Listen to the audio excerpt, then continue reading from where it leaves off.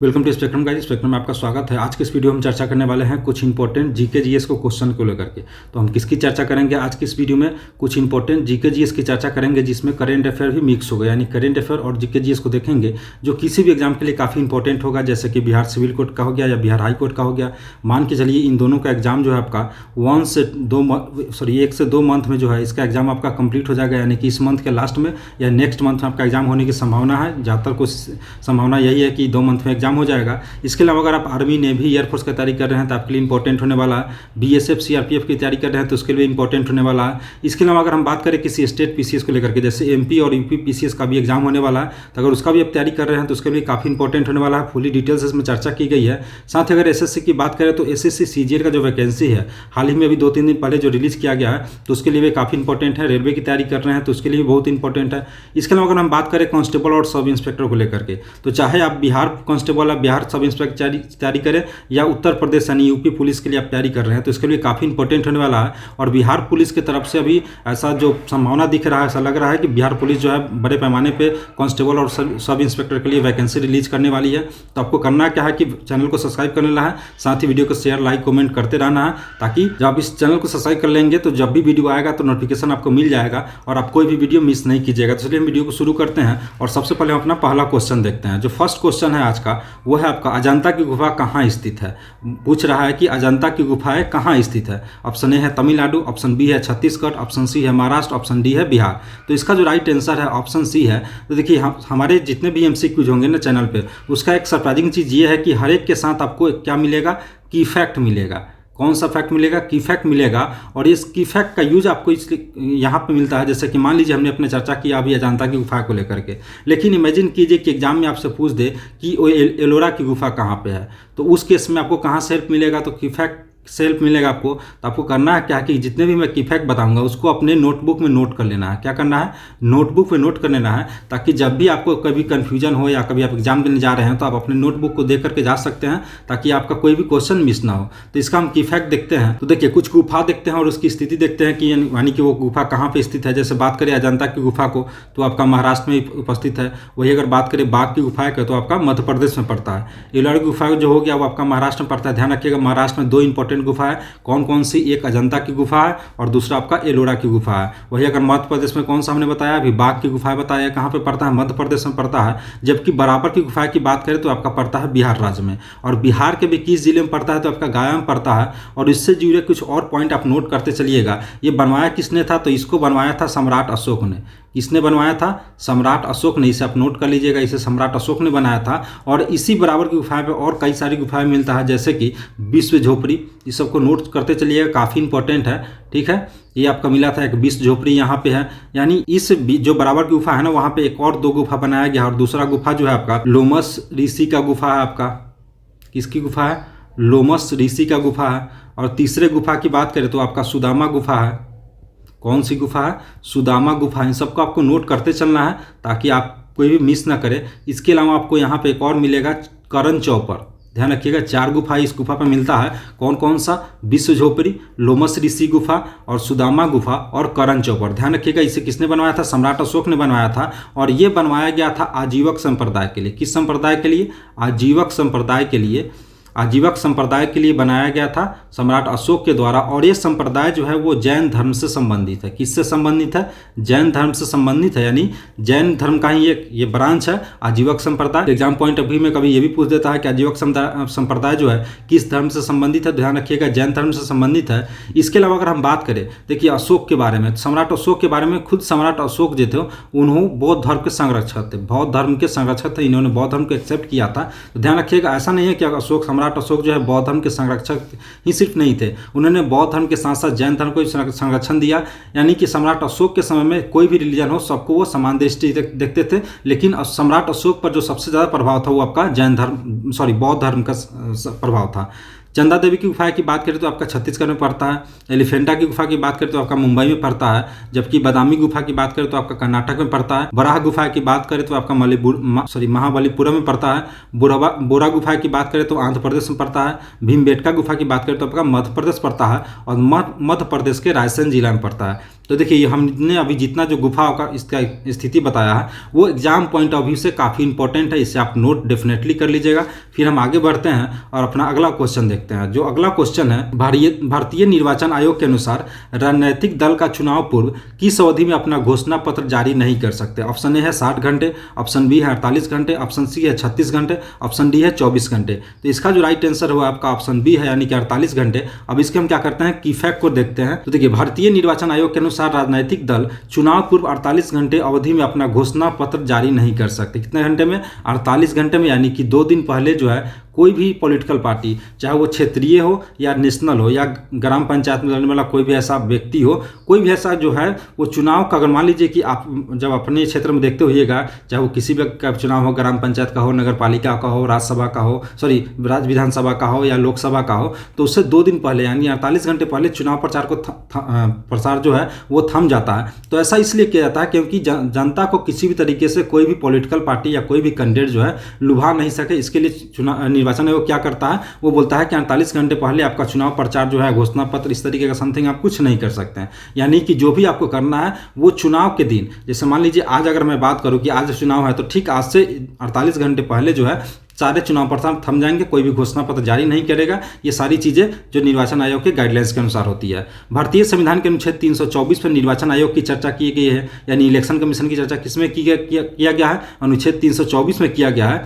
निर्वाचन आयोग एक अस्थायी और स्वतंत्र निकाय है। ध्यान रखिएगा एग्जाम पॉइंट ऑफ व्यू से आपका ये जो है आर्टिकल जो हमने बताया, अनुच्छेद जो बताया 324, ये काफ़ी इंपॉर्टेंट है। एग्जाम में आपसे ये पूछ देगा कि निर्वाचन आयोग की चर्चा संविधान के किस अनुच्छेद में किया गया है, तो आपको बताना होगा अनुच्छेद 324 में किया गया है। वही हमने कहा कि निर्वाचन आयोग कैसा एक संस्था, एक अस्थायी और स्वतंत्र निकाय है। देखिए अस्थायी संस्था कहने का अर्थ ये हुआ कि ये कभी खत्म नहीं होगा। यानी मान लीजिए कि ऐसा नहीं है कि मान लीजिए जैसे अभी मैं बात करूँ 2024 में लोकसभा का इलेक्शन होने वाला है, तो ऐसा नहीं है कि 2024 के लिए अभी जो है या 2024 में लोकसभा के लिए जो है एक निर्वाचन आयोग का गठन किया जाएगा, जो 2024 का लोकसभा का इलेक्शन करा करके फिर इसको खत्म कर दिया जाएगा। ऐसा नहीं है। ये संस्था जो है निर्वाचन आयोग कंटिन्यूअस बना रहेगा। इसका जिम्मेदारी यह है कि चुनाव कराएगा और ये कंटिन्यूअस बना रहेगा, चाहे इलेक्शन 2024 में हो या 2029 में हो, ये हमेशा बना रहेगा, ये कभी डिसॉल्व नहीं होगा। और यह स्वतंत्र निकाय कहने का अर्थ ये हुआ कि सरकार का इस पर कोई प्रेशर नहीं होगा। जैसे कि मान लीजिए कि इंडियन गवर्नमेंट या कोई स्टेट गवर्नमेंट इलेक्शन कमीशन को गाइडलाइंस नहीं दे सकती कि आपको कब चुनाव कराना है, कैसे चुनाव कराना है। चुनाव से रिलेटेड जो भी जिम्मेदारी होगी वह स्वतंत्र फैसला लेता है, जैसे चुनाव कैसे कराना है, कब कराना है, जिससे टेन्योर खत्म होगा वो चुनाव कराएगा, कैसे कराएगा, इन सारी चीज़ों के लिए स्वतंत्र होगा। इसके अलावा बात करते हैं कि ये निर्वाचन आयोग जो है वो किस किस से चुनाव कराता है, तो आपका संसद का चुनाव कराएगा, राज्य विधानमंडल का कराएगा, राष्ट्रपति का चुनाव कराएगा और उपराष्ट्रपति का चुनाव कराएगा। तो निर्वाचन आयोग संसद, राज्य विधानमंडल, राष्ट्रपति और उपराष्ट्रपति, ये 4 ही चुनाव सिर्फ कराता है। इसके लिए जो भी संचालन, निर्देशन और नियंत्रण की जिम्मेदारी जो होगी ये किसकी होगी? चुनाव आयोग की होगी। तब आपके मन में आ रहा होगा कि आपके एरिया में जो पंचायत का और नगर निगम का जो चुनाव होता है वो कौन कराता है? अगर ये इलेक्शन कमीशन ऑफ इंडिया नहीं कराएगा तो फिर ये कौन कराएगा? तो ध्यान रखिए कि राज्यों में जो चुनाव होता है ना, पंचायत का और नगर निगम का, इसके लिए चुनाव आयोग से इसका कोई संबंध नहीं है। इसके लिए जो भी स्टेट में इलेक्शन कमीशन होता है, किसमें? स्टेट में जो इलेक्शन कमीशन होगा वो इसकी जिम्मेदारी होगी कि वहां ये चुनाव कैसे कराएगा और कब कराएगा। निर्वाचन आयोग में 3 निर्वाचन आयुक्त होते हैं, जिसमें से एक मुख्य निर्वाचन आयुक्त होंगे और 2 अन्य निर्वाचन आयुक्त होंगे। देखिएगा, ध्यान रखिएगा, इलेक्शन कमीशन में या निर्वाचन आयोग में कितने निर्वाचन आयुक्त होंगे? 3 होंगे और 3 में से एक जो होगा मेन होगा और 2 उसके सहयोग के लिए होगा, सहायता के लिए होगा। तो लेकिन ऐसा मत सोचिएगा कि जो ये 2 जो अन्य निर्वाचन आयुक्त हैं उनके पावर में या उनके सैलरी में या कोई भत्ता में उनका कोई डिफरेंस होगा। कोई डिफरेंस नहीं होगा। तीनों के पास जो शक्तियाँ होंगी, जो वेतन होगा, जो भत्ता होगा या दूसरे अनुलाभ होंगे, वो सब इक्वल होंगे, एक समान होंगे। इसको आप ध्यान रखिएगा, काफ़ी इंपॉर्टेंट है। निर्वाचन आयुक्तों के बीच अगर कोई उनके विचार में कोई अगर मतभेद होता है तो उस स्थिति में डिसीजन जो लिया जाएगा वो बहुमत के आधार पर फैसला लिया जाएगा। तो हमने कहा कि यहाँ पे जो है 3 निर्वाचन आयुक्त होंगे। तो मान लीजिए इसमें से कोई पॉलिसी आया जिसमें से 2 ने समर्थन कर दिया, तो उसी पॉलिसी को आगे जो है कंटिन्यू किया जाएगा। ऐसा नहीं है कि जो मुख्य निर्वाचन आयुक्त है अगर उनके मन में आया कि नहीं जो पॉलिसी हम बोल रहे हैं वही लागू होगा, ऐसा नहीं होगा। कोई भी पॉलिसी या कोई भी ऐसा नियमावली होगा वो बहुमत के आधार पर फैसला लिया जाएगा जब भी इनके बीच में अगर मतभेद होता है। तो इनका कार्यकाल की बात करें तो इनका कार्यकाल 6 वर्ष के लिए होता है या 65 वर्ष की आयु, जो भी पहले हो। ध्यान रखिएगा, 6 वर्ष तक का इनका कार्यकाल होगा। कितने वर्ष के लिए? 6 वर्ष के लिए या 65 वर्ष की आयु तक जो भी पहले हो, मान लीजिए कि 2023 में या 2024 में किसी भी व्यक्ति को इलेक्शन कमीशन बनाया गया, तो मान लीजिए इसका 6 वर्ष के कार्यकाल देखें तो इसे जो है 2030 तक बने रहना है। लेकिन मान लीजिए 2028 में ही, कब 2028 में ही क्या हुआ कि उस व्यक्ति का उम्र जो है 65 वर्ष पूर गया, तो उसको उस व्यक्ति को करना क्या हुआ कि वहाँ पर उसका टेन्योर जो है वहीं पर खत्म हो जाएगा, फिर से नया जो है इलेक्शन कमीशन अपॉइंट किया जाएगा। तो ध्यान रखिएगा 6 वर्ष और 65 वर्ष की आयु जो भी पहले होगा। फिर हम आगे बढ़ते हैं और अगला क्वेश्चन देखते हैं। नेक्स्ट क्वेश्चन है, निम्नलिखित में से कौन से स्वतंत्रता सेनानी का संबंध काकोरी रेलगाड़ी डकैती कांड से नहीं था? ऑप्शन ए है चंद्रशेखर आजाद, ऑप्शन बी है राम प्रसाद बिस्मिल, ऑप्शन सी है भगत सिंह और ऑप्शन डी है अशफाक उल्लाह खान। तो इसका जो राइट आंसर है ऑप्शन सी है। अब इसका हम की फैक्ट को देखते हैं। देखिए, स्वतंत्रता सेनानी भगत सिंह का संबंध जो है काकोरी रेलगाड़ी डकैती कांड से नहीं है। ध्यान रखिएगा, ये जो हमने अभी आपको बताया काकोरी रेलगाड़ी डकैती कांड, इसको आपको कहीं कहीं पे भी सिर्फ काकोरी कांड लिखे हुए मिल जाएगा। क्या मिलेगा आपको? काकोरी कांड जो है वो आपको मिलते हुए मिल जाएगा। तो आपको कंफ्यूज नहीं होना है। अगर आपको काकोरी रेलगाड़ी डकैती कांड या काकोरी कांड कोई भी आपको दिखे तो समझ जाइएगा कि सेम ही एक है। ये जो घटना जो है काकोरी कांड ये हुआ था आपका 9 अगस्त 1925 को। डेट काफ़ी इंपॉर्टेंट है, ध्यान रखिएगा, 9 अगस्त 1925 को। और ये तत्कालीन उत्तर प्रदेश के लखनऊ जिला के पास हुआ था। वहाँ पर एक गाँव पड़ता है काकोरी नाम का, और यहीं पर इस घटना को अंजाम दिया गया था। इस जो ये क्रांतिकारियों द्वारा जो ये घटना जो किया गया था, यहीं पर काकोरी गांव में लखनऊ में इसको अंजाम दिया गया था। यह क्रांति ब्रिटिश राज के खिलाफ भारतीय स्वतंत्रता आंदोलन के क्रांतिकारियों द्वारा किया गया था। तो ये किसके खिलाफ था? तो ब्रिटिश राज के खिलाफ था। और ये किसके द्वारा किया गया था? जो भी उस समय के क्रांतिकारी थे उनके द्वारा किया गया था। काकोरी कांड के कार्यवाही को हिंदुस्तान रिपब्लिकन आर्मी HRA के क्रांतिकारियों द्वारा अंजाम दिया गया था। देखिए, एग्जाम पॉइंट अभी से ये इंपॉर्टेंट हो गया आपका। आपसे एग्जाम में ये पूछ देगा कि ये जो काकोरी कांड हुआ था या काकोरी रेलगाड़ी डकैती कांड हुआ था, ये किस ऑर्गेनाइजेशन द्वारा किया गया था? तो हिंदुस्तान रिपब्लिकन आर्मी HRA के द्वारा इस कार्यवाही में सम्मिलित क्रांतिकारी थे। देखिए, एग्जाम पॉइंट अभी से ये भी काफ़ी इंपॉर्टेंट है। देखिए, एग्जाम में जैसे अभी हमने कहा कि इसमें से कौन शामिल नहीं थे, लेकिन हो सकता है आपको 4 नाम दे दे और उसमें से पूछ दे कि इसमें से कौन शामिल थे। तो जरूरी नहीं है कि जो हमने अभी 3 बताया सिर्फ वही इन्वॉल्व थे इसमें कुछ और भी क्रांतिकारी थे जिसका नाम अभी हम देखेंगे। जैसे राम प्रसाद बिस्मिल हो गए, अशफाक उल्लाह खान हो गए, रोशन सिंह हो गए, राजेंद्र लहरी हो गए, केशव चक्रवर्ती हो गए, मुकुंदी लाल हो गए, बनवारी लाल हो गए। इसके अलावा 10 और क्रांतिकारी थे। तो जितने भी हम क्रांतिकारी का हमने नाम बताया है वो एग्जाम पॉइंट ऑफ व्यू से काफ़ी इंपॉर्टेंट है। आपको इसको नोट कर लेना है और साथ ही हमेशा ध्यान में रखना है। 19 दिसंबर 1927 को राम प्रसाद बिस्मिल, अशफाक उल्लाह खान और रोशन सिंह, ध्यान रखिएगा, 19 दिसंबर 1927 को 3 क्रांतिकारियों को फांसी दिया गया था। वो कौन कौन थे? राम प्रसाद बिस्मिल, अशफाक उल्लाह खान और रोशन सिंह। इन तीनों को फांसी पर लटका दिया गया था। जबकि राजेंद्र लहरी को फांसी दिया गया था 17 दिसंबर 1927 को। ये डेट आपको दोनों का ध्यान रखना है कि पहले 19 दिसंबर 1927 को किसको फांसी दिया गया था? राम प्रसाद बिस्मिल को, अशफाक उल्लाह खान को और रोशन सिंह को। जबकि राजेंद्र लहरी को दिया गया था 17 दिसंबर 1927 को। इसके अलावा एक और इंपॉर्टेंट घटना है, चौरी चौरा कांड, सब आपको पता होगा। यह हुआ था 5 फरवरी 1922 को। फिर आगे बढ़ते हैं और अगला क्वेश्चन देखते हैं। नेक्स्ट क्वेश्चन है, भारत में मुस्लिम राज्य की स्थापना का मार्ग किस युद्ध से प्रशस्त होता है? ऑप्शन ए है तराइन का युद्ध, बैटल ऑफ तराइन, पानीपत का युद्ध, बैटल ऑफ पानीपत, खानवा का युद्ध, बैटल ऑफ खानवा और तालीकोट का युद्ध, बैटल ऑफ तालीकोट। तो इसका जो राइट आंसर है वो है आपका तराइन का युद्ध, यानी ऑप्शन ए जो है इसका राइट आंसर है। अब क्या करते हैं, इसके की फैक्ट को देखते हैं। तो देखिए, भारत में मुस्लिम राज्य की स्थापना का मार्ग किसी युद्ध ने प्रशस्त किया था तो वह अब तराइन का युद्ध। तराइन का प्रथम युद्ध जो हुआ था 1191 में हुआ था। देखिए, एक चीज़ का ध्यान रखिएगा, जितने भी हम अभी युद्ध का चर्चा करेंगे ना, उसमें से जो इंपॉर्टेंट पॉइंट है वो है आपका कि युद्ध किनके बीच हुआ, यानी किनके बीच हुआ और कब हुआ। ये दोनों बहुत ही जरूरी है। एग्जाम में अगर आपसे क्वेश्चन पूछता है तो यही पूछेगा कि किनके बीच हुआ और कब हुआ ये। तो तराइन का प्रथम युद्ध हुआ था 1191 में, जो ये हुआ था पृथ्वीराज चौहान और मोहम्मद गोरी के बीच में, जिसमें पृथ्वीराज चौहान ने मोहम्मद गोरी को परास्त कर दिया था। जबकि तराइन का द्वितीय युद्ध की बात करें तो ठीक 1 साल बाद 1192 में हुआ था, और यह हुआ था आपका मोहम्मद गौरी और पृथ्वीराज चौहान के बीच, जिसमें मोहम्मद गौरी ने पृथ्वीराज चौहान को हरा दिया गया।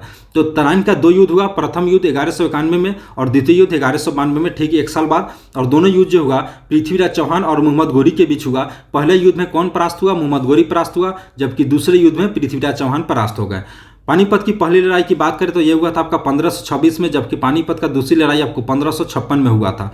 तो जो पानीपत का पहली लड़ाई जो हुई थी 1526 ईस्वी में, वो हुआ था आपका बाबर और इब्राहिम लोदी के बीच, जिसमें बाबर ने इब्राहिम लोदी को हरा दिया था। जबकि दूसरी युद्ध की बात करें तो ये आपका हुआ था 1526 में, और ये हुआ था अकबर और हेमू के बीच में, जिसमें अकबर ने हेमू को हराया था। पानीपत की तीसरी लड़ाई की बात करें तो ये आपका हुआ था अहमद शाह अब्दाली और मराठों के बीच में। किसके बीच में, एग्जाम पॉइंट ऑफ व्यू से ये काफी इंपॉर्टेंट है, आपका कई बार एग्जाम में पूछा हुआ है कि पानीपत की तीसरी लड़ाई किसके बीच में हुआ था।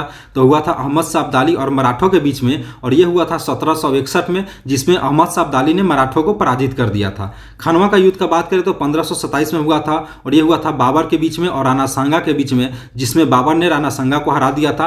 तालीकोटा का युद्ध की बात करें तो आपका 1565 में हुआ था। इंपॉर्टेंट घटना यह है कि इस युद्ध से विजयनगर साम्राज्य का पतन हो गया था। फिर आगे बढ़ते हैं और अगला क्वेश्चन देखते हैं। रामेश्वरम द्वीप को भारतीय मुख्य, यहाँ पे आपका भूभाग हो जाएगा, ये आपका टाइपिंग में थोड़ा सा मिस्टेक हो गया, यहाँ पे आप भूभाग लिख लीजिएगा। रामेश्वरम द्वीप को भारतीय मुख्य भूभाग से निम्नांकित में से कौन अलग करता है? ऑप्शन ए है पाक स्टेट, ऑप्शन बी है पंबन द्वीप, ऑप्शन सी है 10 डिग्री चैनल और ऑप्शन डी है 9 डिग्री चैनल। तो इसका जो राइट आंसर है वो है आपका ऑप्शन बी पंबन द्वीप। अब क्या करते हैं, इसके हम की फैक्ट को देखते हैं। तो देखिए, रामेश्वरम द्वीप को भारतीय भूभाग से अगर द्वीप अलग करता है उसका नाम है पंबन द्वीप।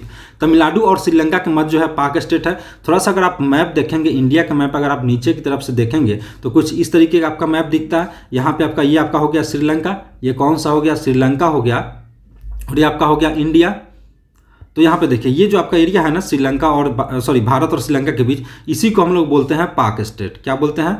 पाक स्टेट बोलते हैं। तो आई होप ये जब मैप पे आप देखेंगे तो आपको ध्यान में आ जाएगा। वही अगर पंबन द्वीप की बात करें तो ये आपका तमिलनाडु में पड़ता है। तमिलनाडु का इस साइड के एरिया में आप जाएंगे तो यहाँ पे आपका पड़ता है पंबन द्वीप। कौन सा द्वीप पड़ता है?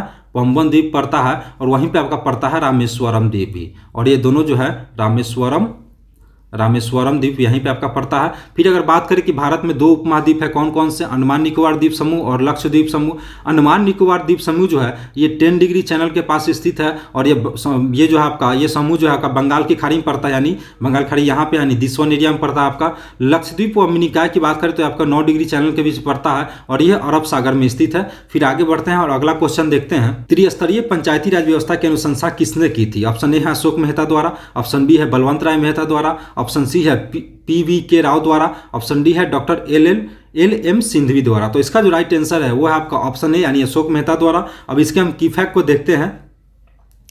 देखिए, बलवंत राय मेहता समिति के अनुशंसा पर ही त्रिस्तरीय पंचायती राज व्यवस्था को अपनाया गया। तो ध्यान रखिएगा, ये जो त्रिस्तरीय पंचायती राज व्यवस्था है ना, वो भारत के मैक्सिमम स्टेट में इसी को लागू किया गया है। मैक्सिमम स्टेट में किसको फॉलो किया गया? त्रिस्तरीय पंचायती राज व्यवस्था को फॉलो किया गया है। वही अगर बात करें बंगाल को लेकर के, कुछ ऐसे स्टेट है जो इसको फॉलो नहीं करते। जैसे एग्जांपल के तौर पर देखें तो बंगाल जो है आपका 4 स्तरीय यहाँ पे फॉलो करता है, यहाँ पे क्या करता है, ये 4 स्तरीय को लागू किया हुआ है। इस समिति के अध्यक्ष यानी कि बलवंत राय मेहता, जो समिति जो बना था, इस समिति के अध्यक्ष थे बलवंत राय मेहता, और इस समिति नवंबर 1957 में 1957 में अपने रिपोर्ट को पेश किया था। तो ध्यान रखिएगा, जब किसी भी समिति गठन किया जाता है ना, तो वो समिति क्या सिफारिश करती है, उसमें का जो इंपॉर्टेंट पॉइंट होता है वो एग्जाम के लिए जरूरी होता है। तो इसका जो है बलवंत राय मेहता समिति का जो है त्रिस्तरीय पंचायती राज व्यवस्था को अनुशंसा किया था, ये इसके एग्जाम पॉइंट ऑफ व्यू से इंपॉर्टेंट है। या इसने रिपोर्ट कब पेश किया था, ये डेट आपका इंपॉर्टेंट हो जाएगा, नवंबर 1957। इस समिति ने 3 स्तरीय पंचायती राज पद्धति, गांव स्तर पर बात करें तो आपका ग्राम पंचायत हो गया,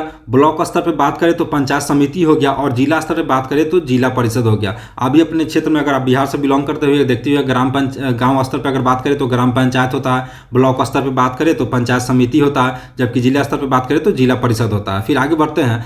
राजस्थान देश का पहला राज्य था जहां पंचायती राज व्यवस्था की स्थापना हुई। तो एग्जाम पॉइंट ऑफ व्यू से काफ़ी इंपॉर्टेंट है। कई बार ये पूछा भी गया है कि वो देश का कौन सा वो पहला राज्य है देश का जिसने पंचायती राज व्यवस्था का स्थापना किया, तो आपका राजस्थान हो जाएगा। और इसका उद्घाटन जो है 2 अक्टूबर 1959 को हुआ था। कब हुआ था? 2 अक्टूबर 1959 को, और ये राजस्थान के नागौर जिले में हुआ था। और इसका उद्घाटन जो किए थे वो उस समय के तत्कालीन प्रधानमंत्री जवाहरलाल नेहरू द्वारा किया गया था। तो ध्यान रखिएगा किसके द्वारा किया गया था, तो पंडित जवाहरलाल नेहरू द्वारा किया गया था। और किस जिले में किया गया था, तो नागौर जिले में, जो कि राजस्थान में पड़ता है। और यह हुआ था 2 अक्टूबर 1959 को।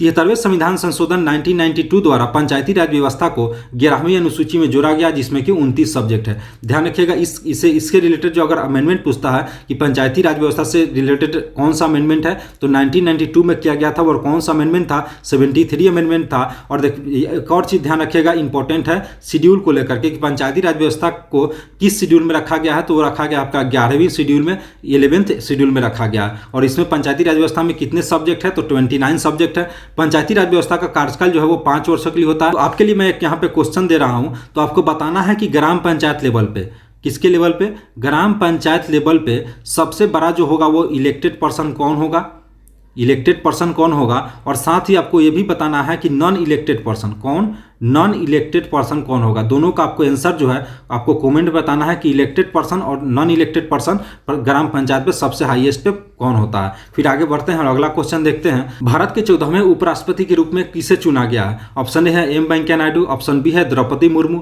ऑप्शन सी है जसवंत सिंह, ऑप्शन जी है जगदीप धनखड़। तो इसका जो राइट जो है आंसर है वो है आपका ऑप्शन डी, जगदीप धनखड़। अब इसके हम की फैक्ट को देखते हैं। तो देखिए, भारत के 14वें उपराष्ट्रपति हैं कौन है? जगदीप धनखड़ है।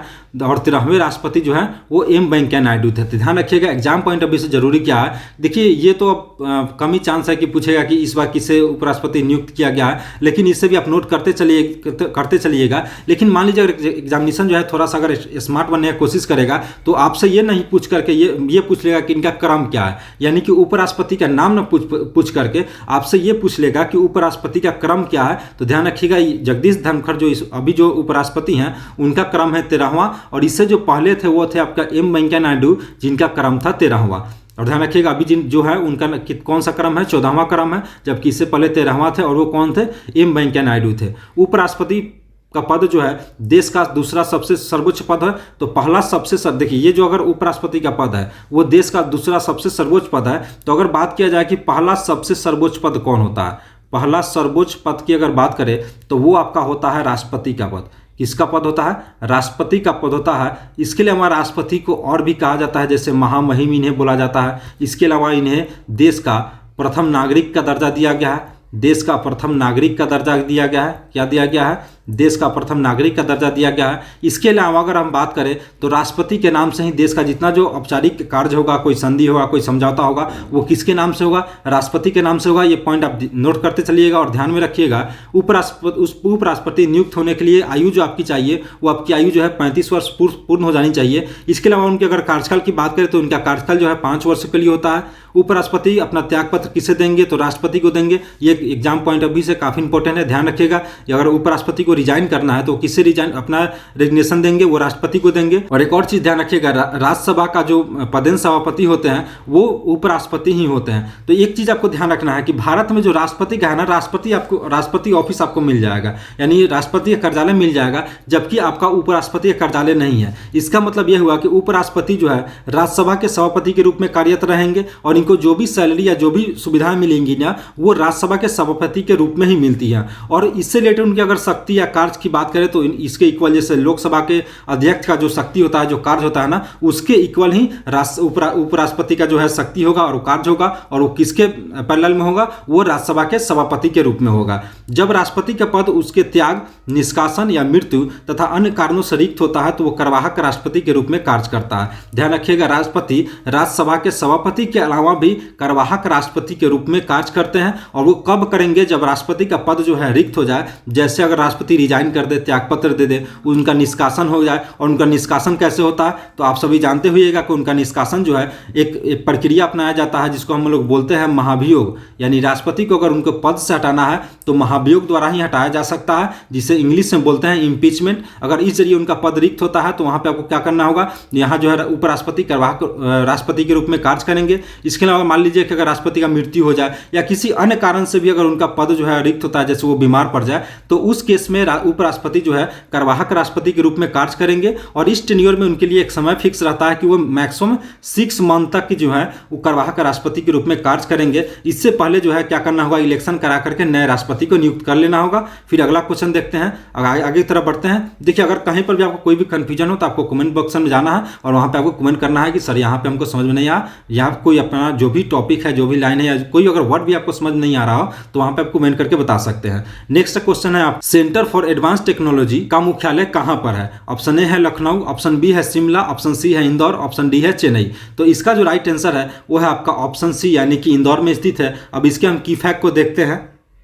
तो देखिए, सेंटर फॉर एडवांस टेक्नोलॉजी का मुख्यालय कहाँ पे है? अभी हमने बताया इंदौर पे है। इसके अलावा अगर बात करें केंद्रीय औषधि अनुसंधान संस्थान, तो ये लखनऊ में स्थित है। केंद्रीय आलू अनुसंधान संस्थान तो शिमला में स्थित है। केंद्रीय चमड़ा अनुसंधान संस्थान तो आपका चेन्नई में स्थित है। ये काफ़ी इंपॉर्टेंट है, एग्जाम में कभी भी पूछ देता है। फिर आगे बढ़ते हैं, अगला क्वेश्चन देखते हैं। नेक्स्ट क्वेश्चन है, विश्व की सबसे लंबी नदी निम्न में से कौन है? ऑप्शन ए है नील नदी, ऑप्शन बी है अमेजन नदी, ऑप्शन सी है मिसिसिपी नदी, ऑप्शन डी है कांगो नदी। तो इसका जो राइट आंसर है ऑप्शन ए है नील नदी। अब क्या करते हैं, इसके की फैक्ट को देखते हैं। तो देखिए, विश्व की सबसे लंबी नदी जो है आपका नील नदी है। जो निकलती कहाँ से है? तो ये निकलती है विक्टोरिया झील से और भूमध्य सागर में जाकर के गिर जाती है। तो ध्यान रखिएगा, इसका स्टार्टिंग पॉइंट कहाँ पे है? विक्टोरिया झील है, और यहाँ पे एंडिंग पॉइंट इसका क्या हो जाएगा? भूमध्य सागर हो जाएगा। तो अगर एग्जाम में आपसे ये ना पूछ करके विश्व की सबसे लंबी नदी कौन सी है, अगर ये पूछ दे कि नील नदी कहाँ से निकलती है या कहाँ गिरती है, तो आपको दिक्कत नहीं होना चाहिए। निकलेगी कहाँ से? विक्टोरिया झील से, और जबकि ये गिरेगी भूमध्य सागर से। अपवहन क्षेत्र के दृष्टिकोण से देखें तो विश्व की सबसे बड़ी नदी जो है आपका अमेजन नदी है, जो कि इंडीज पर्वतमाला यानी इक्वाडोर के पास जो है इंडीज पर्वतमाला वहां से निकलती है, और ये अटलांटिक सागर में जाकर के अपना मुहाना बना लेती है। एक ही देश में बहने वाली विश्व की सबसे बड़ी नदी की बात करें तो आपका मिसिसिपी नदी है। ध्यान रखिएगा, कई बार एग्जाम में पूछा हुआ है। दुनिया की सबसे धीमी प्रवाह से चलने वाली नदी की बात करें तो आपका बोल्गा नदी है, और ये बोल्गा नदी जो है आपका रूस में पड़ता है। कहाँ पे पड़ता है? रूस में पड़ता है। कांगो या जारो नदी की बात करें तो यह विषुवत रेखा को 2 बार काटने वाली नदी है। दुनिया की सर्वाधिक देशों से होकर गुजरने वाली नदी की बात करें तो डेन्यूब नदी है, और ये यूरोप के 7 देशों से होकर गुजरती है। कितने देशों से होकर गुजरती है? 7 देशों के। और कहाँ पे? यूरोप के। ध्यान रखिएगा, यूरोप के 7 देशों से निकल के गुजरने वाली, अगर बात करें एग्जाम में कि सर्वाधिक देशों से होकर गुजरने वाली कौन सी नदी है, तो डेन्यूब नदी। और ये कहाँ से गुजरती है? तो यूरोप में 7 देशों से होकर के गुजरती है। फिर आगे बढ़ते हैं, अगला क्वेश्चन देखते हैं। भारत में सबसे पहले राष्ट्रीय आय का आकलन किसने किया था? ऑप्शन ए है दादा भाई नौरोजी, ऑप्शन बी है महादेव गोविंद रानडे, ऑप्शन सी है doctor V Rao, option D है प्रोफेसर पीसी महाबोलिस। तो इसका जो राइट आंसर है वो आपका ऑप्शन ए दादा भाई नौरोजी। फिर इसके हम की फैक्ट को देखते हैं।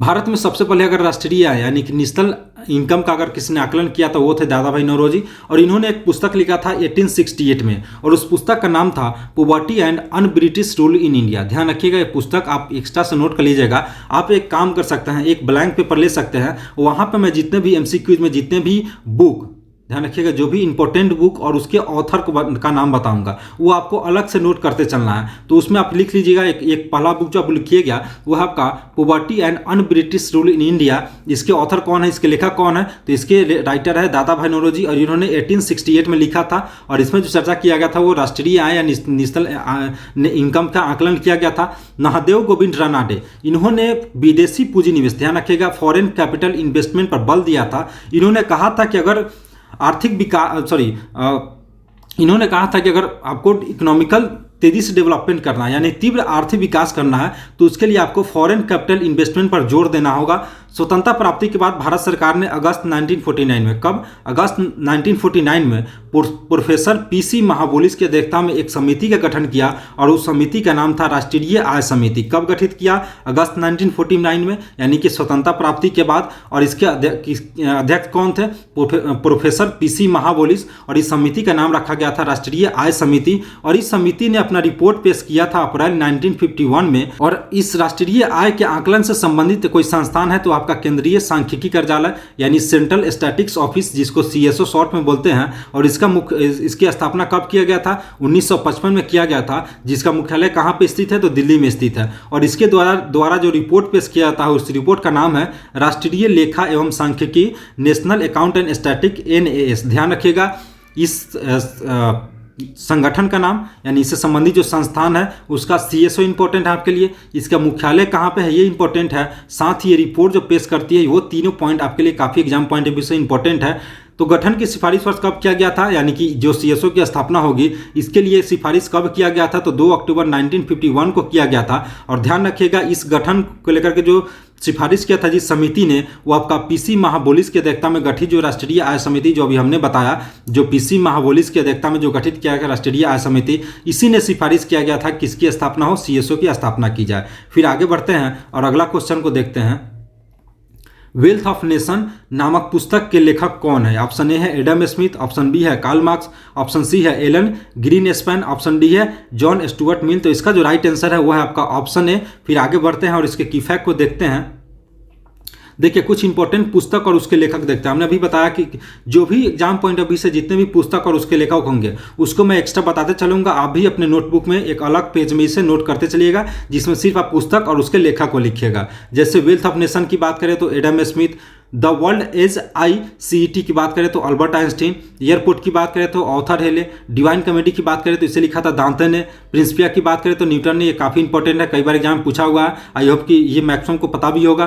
पैराडाइज लास्ट की बात करें तो John Milton, farewell to India की बात करें तो एडवर्ड जॉन थॉमसन और लीडर्स की बात करें तो रिचर्ड एम निक्सन। ध्यान रखिएगा ये सारे इंपॉर्टेंट जो भी पुस्तक और लेखक हुए एग्जाम पॉइंट ऑफ व्यू से काफ़ी इंपॉर्टेंट है। यहीं पे वीडियो को खत्म करते हैं। अगर वीडियो अच्छा लगा हो तो प्लीज़ चैनल को सब्सक्राइब कीजिएगा, साथ वीडियो को लाइक कीजिएगा, शेयर कीजिएगा, अपने दोस्तों के साथ कमेंट कीजिएगा और अपने दोस्तों के साथ जहाँ पर भी आप शेयर कर सकते हैं कीजिएगा। अगर आपको किसी भी स्पेशल टॉपिक या कोई किसी भी क्वेश्चन का आंसर आपको जानना हो तो कमेंट सेक्शन में जाना है, वहाँ पर आपको कमेंट करना है। और कोई स्पेशल टॉपिक है चाहे वो किसी भी सब्जेक्ट से रिलेटेड हो तो अगर उसका स्पेशल वीडियो चाहिए तो आप कमेंट करके हमें बता सकते हैं। देखते हैं कि जैसा कमेंट आएगा उसके अकॉर्डिंग आपको वीडियो रिलीज होती जाएगी, आपको वीडियो मिलती जाएगी। मिलते हैं नेक्स्ट वीडियो में नेक्स्ट टॉपिक के साथ। Thank you for watching.